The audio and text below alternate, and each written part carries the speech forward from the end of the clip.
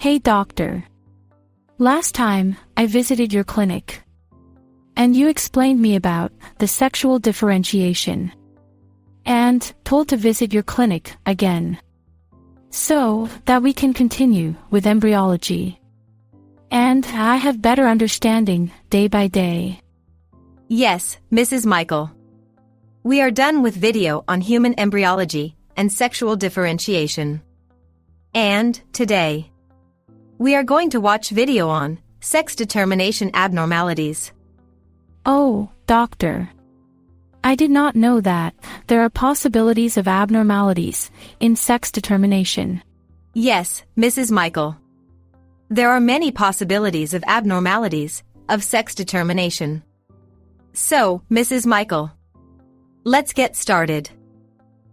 As we know that this is transverse section through embryo at 5 to 6 week. So, in early development, at the beginning of week 5, up to 2,000 primordial germ cells migrate and infiltrate the primitive sex cords within the genital ridges, which are developments of the coalomic epithelium. Now, the paired indifferent gonad is identical in males and females.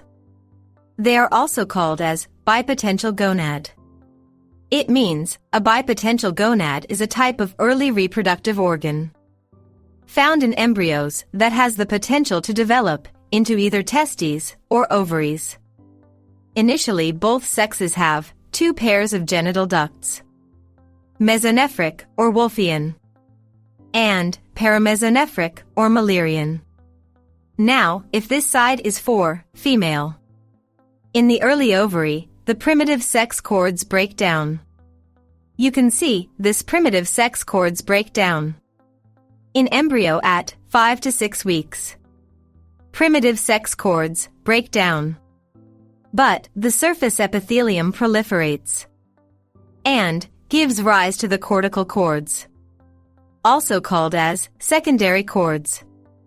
These cortical cords split into clusters, now called oogonia. Now, oogonia proliferate, then enter meiosis as primary oocytes.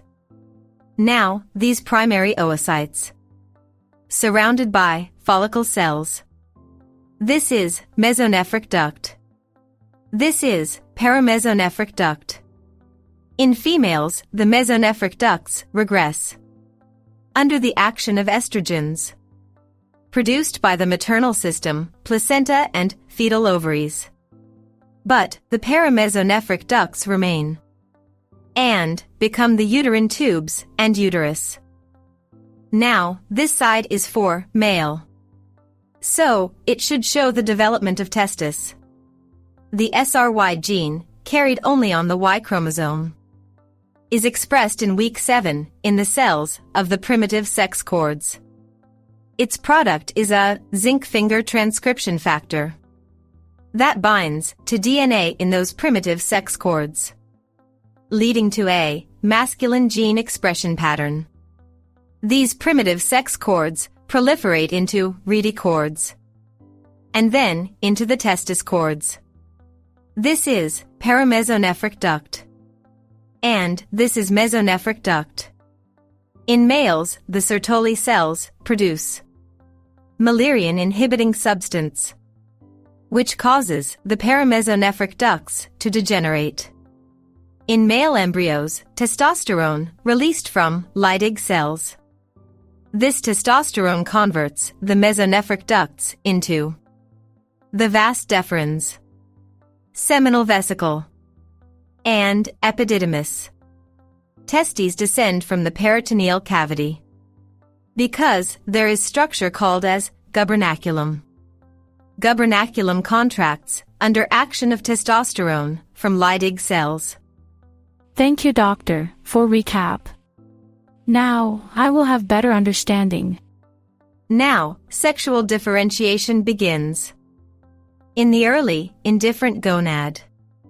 Indifferent gonad has potential to develop into ovary or testis with secretion of estrogen or androgen. depending on whether the Y chromosome is absent or present. As you can see, XX condition has Y chromosome absent, but Y chromosome is present in XY condition. Male conversion is mediated by the testis-determining factor, or TDF. It is a DNA-binding protein that is the product of the sex-determining region, or SRY, on the Y chromosome. Subsequently, steroidogenesis is triggered in the adrenal cortex, and this becomes responsible for much of later sexual differentiation and maturation. Doctor, what is the steroidogenesis?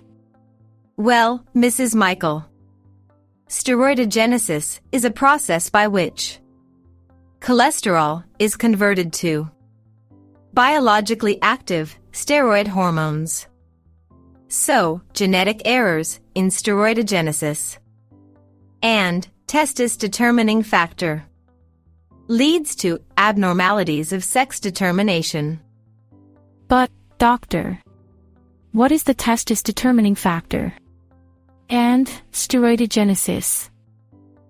Mrs. Michael, today I am going to explain steroidogenesis and testis-determining factor, and then genetic errors of steroidogenesis and testis-determining factor, or TDF, that leads to abnormalities of sex determination. So, Mrs. Michael, this was not all. In our upcoming video, we will talk about genetic errors in testis-determining factor that leads to abnormalities of sex determination. Explore our extensive library of over 1,800 video lectures to learn about a wide range of topics. Only on sqadia.com.